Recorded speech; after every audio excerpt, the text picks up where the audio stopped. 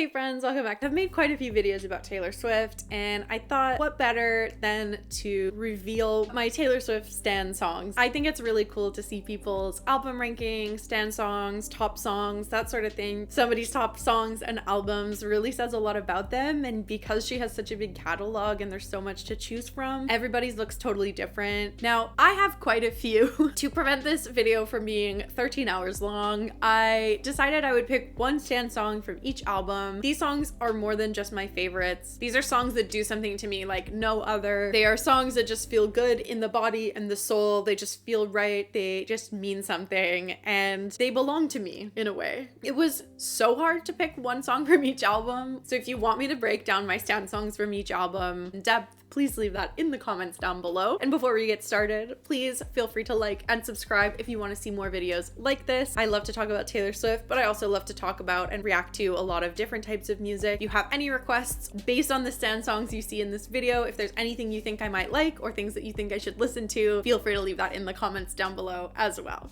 All right, let's get into it. So going chronologically, starting with Debut. Debut is a very special album to me, but it doesn't actually rank very high in my ranking, not because I don't like it, but just because I like the other albums more. I've never really been a country girl, but there's something about the way that Taylor Swift writes songs that kind of transcends genres in a way. I think if they weren't country, I would maybe like them a bit more, but that doesn't mean I don't like what they are. The stan song on this album that I feel like was written for me and just speaks to me more than anything else is The Outside. The fact that a young teenage girl wrote this is simultaneously the most insane thing, but also the most fitting thing. Like, I don't think anybody else could write something so quintessentially teenage girl. The feeling of being on the outside is such a teenage experience that I feel like nobody else could do it justice and write it in that type of way. But even as a grown woman now, I still relate to this song so deeply, particularly as a neurodivergent person too. Feeling like you're on the outside and that an in-group doesn't quite accept you, but won't tell you what you need to do in order to fit in is something that I think a lot of people can relate to. And ultimately, not understanding why people won't accept you or let you in is such a frustrating feeling. Never mind that the melodies in this song are so good and so catchy. I know some people criticize the lyrics of this song because she does say, "Nobody lets me in, on the outside looking in, I've never been on the outside," and some people find that redundant, but the way that I understand it is that she'd never felt like an outsider before, and now she is on the outside and she doesn't know what to do with that. It's this idea that all of a sudden you are othered from a group, and this is hands down my favorite song on Debut, and a song that just speaks to my soul in a way that no other song on this album does. I think this song could have been on any album and I would have felt the same way about it. I can't wait to hear how she re-records this. I'm going to need business days to recover post hearing it, I think. But I think something is going to be healed in me to having the now biggest pop star in the world singing a song about feeling like she doesn't fit in. There's something healing about that. She's created a group to fit into. I don't know, it's just gonna be so iconic. I'm like so excited for Taylor Swift Taylor's version, and also am not ready for it at all. Moving on to Fearless, and at risk of sounding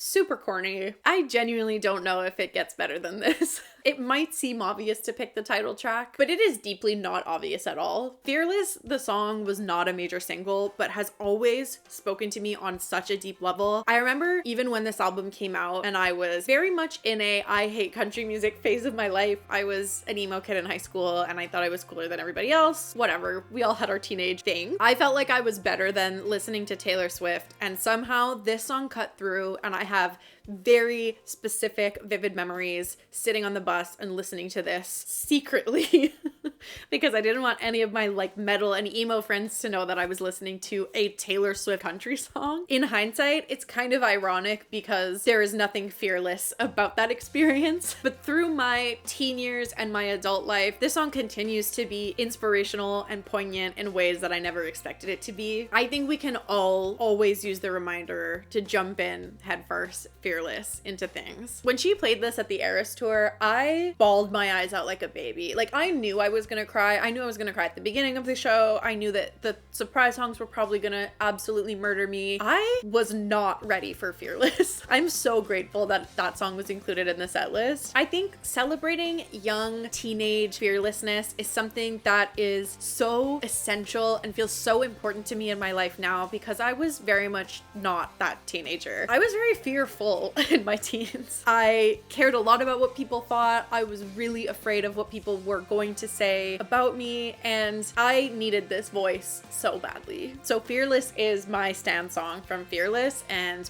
I don't care what anybody else has to say about it. And I'm gonna need that Fearless energy moving into my Speak Now pick. Look, I know it's the song. I know it's the Eras Tour song. It's a huge single, but Enchanted is that song, okay? She is that song. It's pop perfection.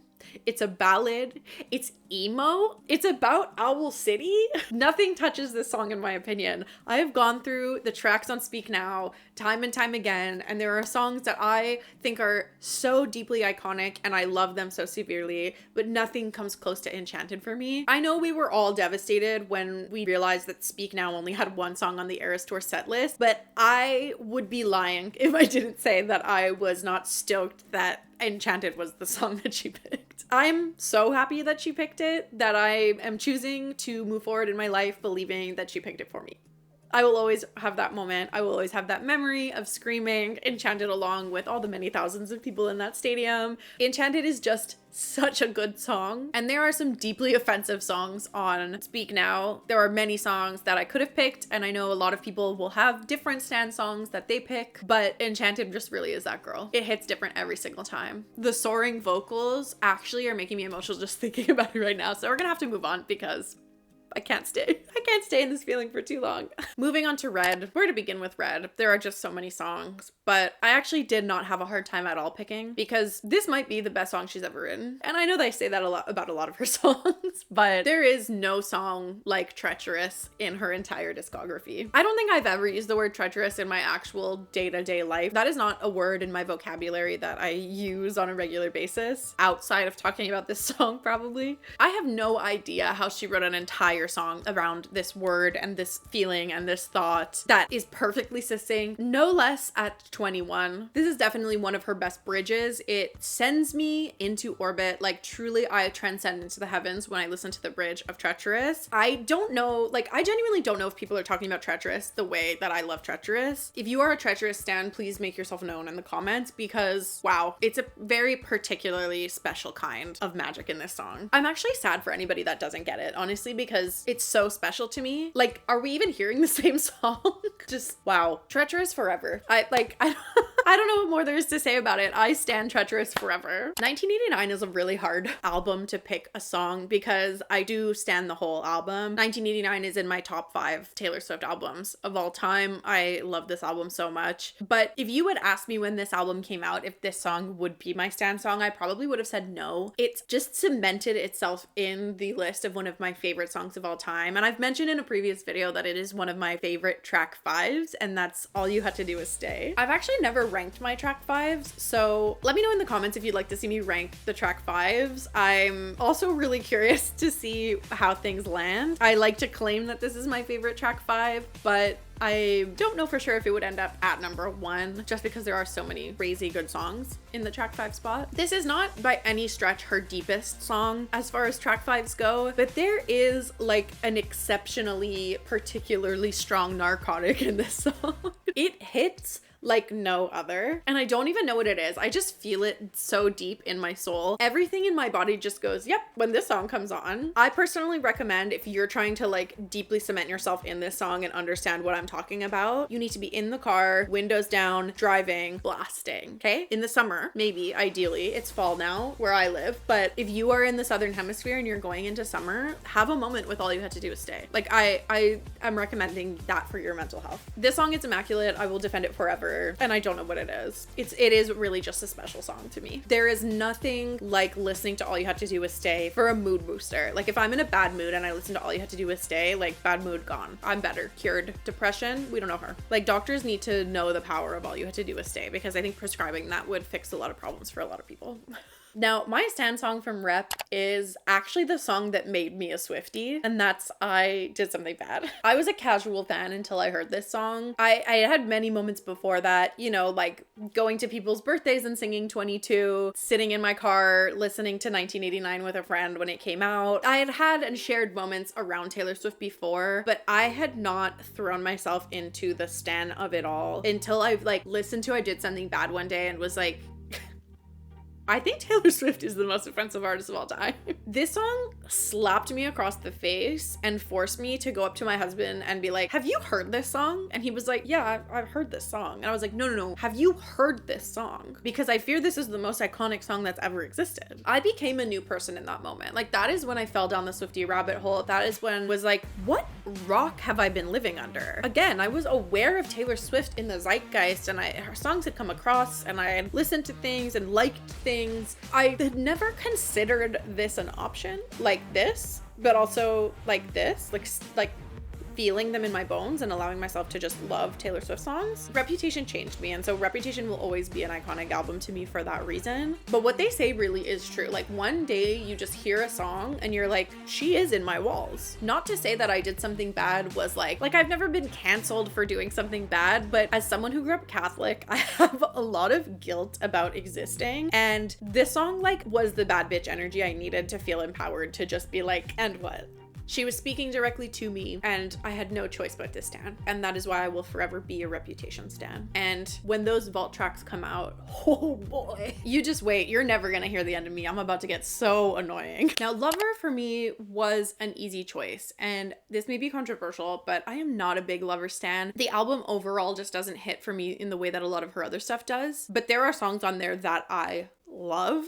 So don't get me wrong. I do tend to kind of forget about this album in the discography, and then I have a moment where I'm like, oh my god, Lover exists. I fear this choice might be a little bit basic, but my stan song from this album is Death by a Thousand Cuts. We all know this is one of the best songs she's ever written, hands down, whether you're a Lover stan or not. This song is so wordy. She's saying so much. It's one of the best bridges she's ever written. I am out of breath constantly trying to sing along to this song, so I still don't know how she does it or why she did that to herself, honestly. Like, she didn't have to do that. She did not have to give herself the challenge of breath work, but I'm very grateful that she did. It is one of her best songs. It is one of her best bridges, and if you're in a mood and you need to just yell, scream singing this once again in the car, healing. So healing. So this is my Lover stan song, Folklore. Now, 2020 was a really rough year for me. I know it was a rough year for everybody, but I kind of had an identity crisis that year, and I've had several since. I kind of forced myself to be under a rock that year. I was aware that Folklore and Evermore were released. I kind of had my fingers in my ears and was just going la la la la la to everything that was happening. I did not listen to it then. It took me 2 years before I was like,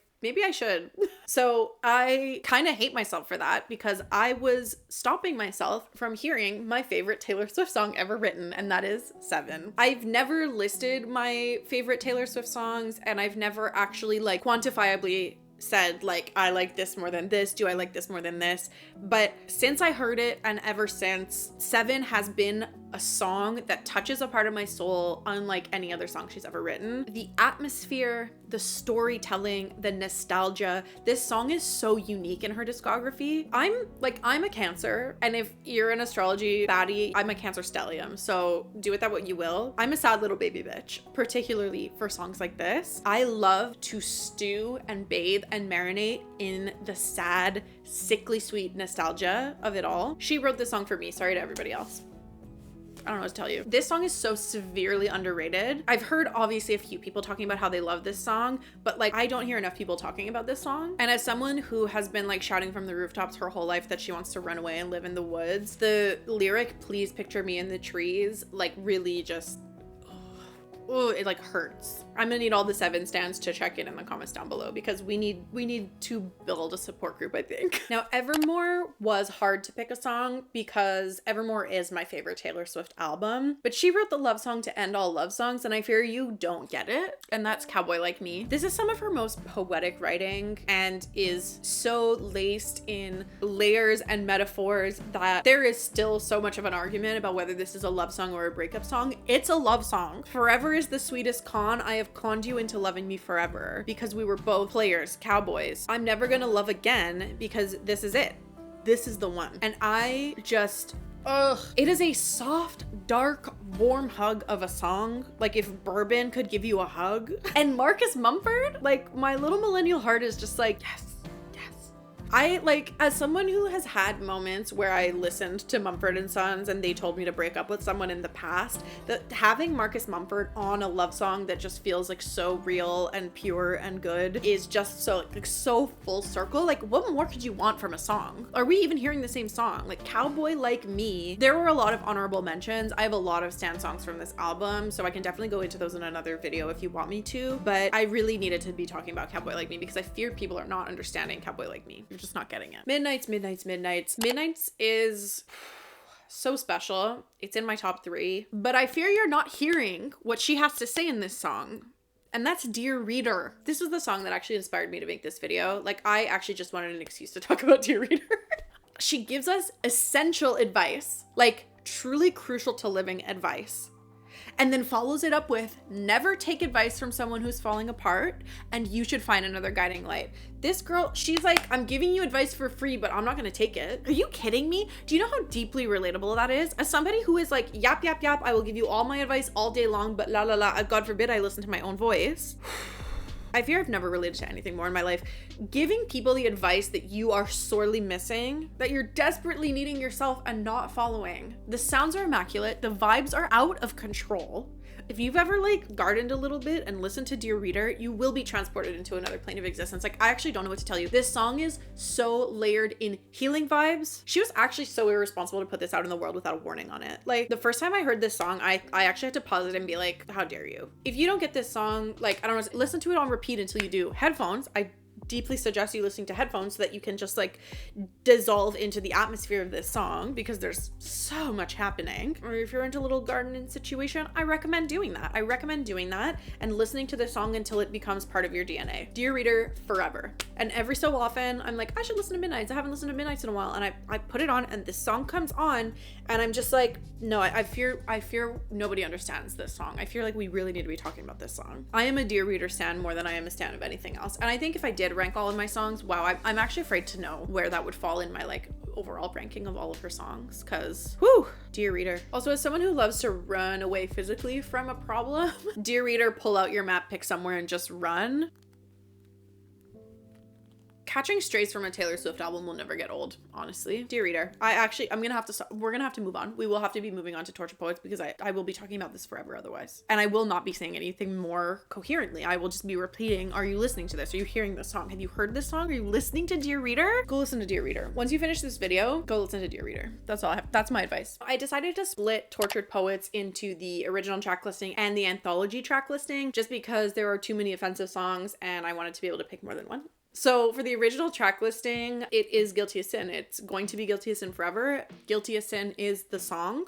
On first listen, it was the song that I loved the most. The more I listen to it, it's the song I loved the most. Wow, okay, where to start? This song is so important in her discography. Just from the perspective of like what she felt comfortable sharing all of a sudden. I think she was really at the point in writing where it was just like, I have to keep saying things. And I think like the cork had been pulled out of the bottle at that point, and she was just like, anyway, I guess you need to know this too. And I love an overshare. There's no such thing as TMI. Tell me it. It's horny, it's intimate, it's personal, it's catchy as fuck. I don't know how else to say this other than like it has a distinctly debut era sound to it sonically, obviously not in the subject content, but it feels like a sound that was maybe inspired from the re-recording process. I feel like it's possible that she recorded debut TV around the time that she was working on Tortured Poet stuff, because there is something country in there and there's a little bit of I don't know. Guilty as Sin is so good. She really managed to take like one of the most horrible muses and create some of her best music from it. Like, wow, it really is a testament to bad things happen and you choose what you do with that. She created something good out of something horrible. Also, that part where she does the like, and on my upper side, don't even, like, she, Guilty as Sin is so good. It's so good. Now for the anthology, the song I decided to pick as my stan song for this video is Peter. Did I include the anthology as a separate album just so I could remind everybody that I got to see this live? Maybe.